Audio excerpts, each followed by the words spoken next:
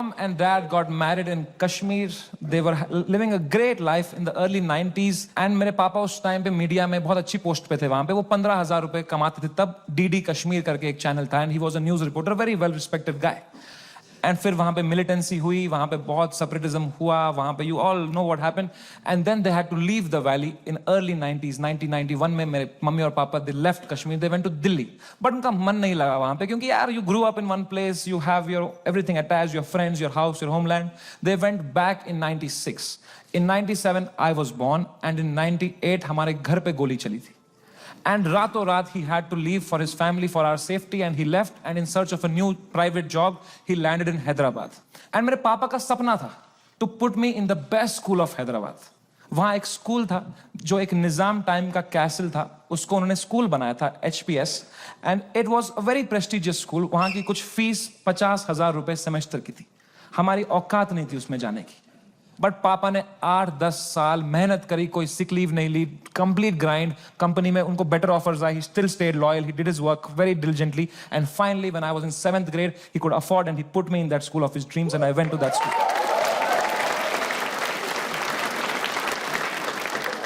और पहले ही दिन पिटा मैं वो स्कूल,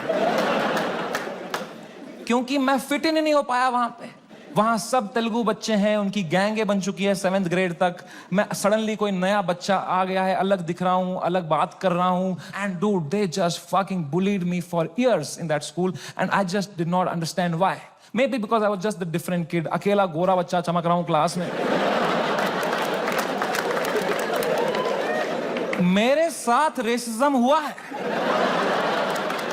कोई मानेगा ये बात? लोग बोलते हैं नहीं यार, कालों के साथ नहीं करना चाहिए, गोरों के साथ भी नहीं करना चाहिए।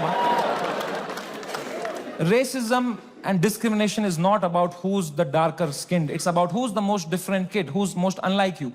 And I was that kid. And for fucking years, the first whole week, वो रबर बैंड से कुछ पेपर बना के मेरी आंख में मार देते थे, मेरे स्नैक्स चुरा लेते, मेरी कभी किताब फाड़ देते थे। मेरी कोई क्रश होती थी, मैं उसके सामने कुछ बात करने की कोशिश करता था, उसके सामने जलील कर देते थे। क्या बचता मेरे पास? No self confidence, nothing. It used to frighten me to go to that school. कभी हफ्ते में मेरे पापा एक बार बोलते थे, मैं तुम्हें पिकअप करने आऊंगा स्कूल। मैं कसम से बताऊं, मुझे शर्म आती थी कि मेरे पापा की अगर मारुति 800 कोई बच्चा देख लेगा ना, तो अगले दिन फिर जलील करेंगे मुझे। तो मैं पापा को बोलता था, पापा अब बाहर वो आइसक्रीम शॉप है ना, उसके पास पार्क कर देना, मैं आइसक्रीम खा के आऊंगा, मुझे बहुत पसंद है वहां की आइसक्रीम, मेरे दांत सेंसिटिव है। पर क्या बोलता पापा को कि ये गाड़ी मत लाओ अंदर, औकात नहीं इस गाड़ी की आने की। उन पे क्या बीतती भाई, उनका सपना था।